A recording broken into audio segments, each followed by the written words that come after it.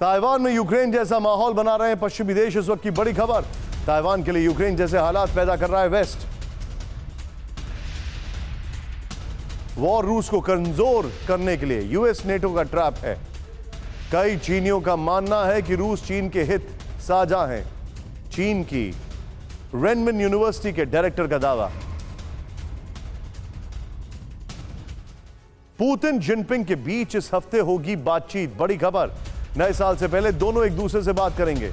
Putin Jinping talks का तारीख अभी तक तय नहीं है। विजुअल्स के साथ पुतिन और जिनपिंग बातचीत का एजेंडा भी साफ नहीं है। चीन में बढ़ते कोरोना और ताइवान संकट के बीच होगी बात। यहां पर इंटरेस्टिंग फैक्टर क्या है? इंटरेस्टिंग फैक्टर यह है कि इस साल की शुरुआत में जब बीजिंग में विंटर ओलंपिक्स हुए थे तब भी ये दोनों मिले थे और साल क्लोज होते होते इनकी बातचीत हो रही है। जब जब चीन घरेलू मोर्चे पर घिर जाता है तब तब वो कुछ ऐसे कदम उठाता है जिससे दुनिया का ध्यान भटकाया जा सके। सवाल ये भी उठ रहे हैं कि क्या चीन ताइवान पर अटैक की तैयारी कर चुका है? एक के बाद एक वॉर ड्रिल के पीछे आखिर बीजिंग की मंशा क्या है? ताइवान पर अटैक की तैयारी में चीन। ध्यान से देखिए अब आप। वेरी वेल मेड ग्राफिक्स, पकड़ पाना थोड़ा मुश्किल है। देखिए अब आप। 1 दिसंबर रूसी चीन वायुसेना ज्वाइंट ड्रिल। 21 दिसंबर चीन रूस की नेवल ड्रिल।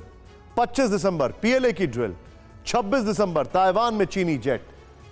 सोचिए, यह जो चक्रव्यूह है यह तब तैयार होता है जब वहां पर घरेलू मोर्चे पर वो घिरते हैं। तो एक साथ चीन की दो हरकतों का अंजाम दिया गया है। एक तरफ पीएलए ने ताइवान के आसमान में ड्रिल की और दूसरी तरफ ताइवान के दावे के मुताबिक चीन के 71 फाइटर जेट्स ने ताइपे के एयर स्पेस में घुसने की कोशिश की।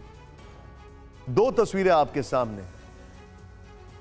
तो तवांग में पिटने के बाद चीन अब ताइवान फ्रंट खोलने की साजिश में जुटा है। ताइवान से टकराव बढ़ाकर बीजिंग अपने आंतरिक हालात से दुनिया का ध्यान भटकाना चाहता। चीन में कोरोना के जो हालात हैं उससे पूरी दुनिया में जिनपिंग सरकार की किरकिरी हो रही है। चारों तरफ जिनपिंग सरकार की पॉलिसी की धज्जियां उड़ रही हैं। अपनी साख बचाने के लिए ड्रैगन कभी तवांग में साजिश का सेंटर बनाता है तो कभी ताइवान फ्रंट को एक्टिव करने का षड्यंत्र रचता है। तवांग में हिंद के शेरों के आगे चीन की एक न चली तो उसने ताइवान को वार्निंग देना शुरू कर दिया। चीन की फितरत ही ऐसी रही है कि जब जब उसे आंतरिक मोर्चे पर विरोध का सामना करना पड़ा है तब पर उसने दुनिया का ध्यान भटकाने के लिए टकराव का सहारा लिया है।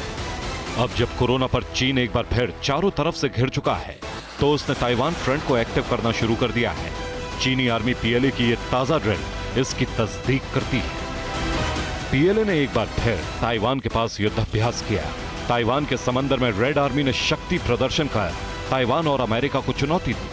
चीन की ये ड्रिल अमेरिका के उकसावे का जवाब है। एक तरफ चीनी सेना ड्रिल कर रही है तो दूसरी तरफ चीन की हरकतों पर ताइवान ने बहुत बड़ा दावा किया है। ताइवान के मुताबिक चीन के 71 फाइटर जेट्स ने ताइपे के एयर डिफेंस जोन में घुसपैठ करने की कोशिश की। ड्रिल के दौरान चीनी फाइटर जेट्स ताइवान के एयर स्पेस में घुसे। ताइवान ने दावा किया कि डिफेंस जोन में 71 फाइटर जेट्स ने घुसपैठ की।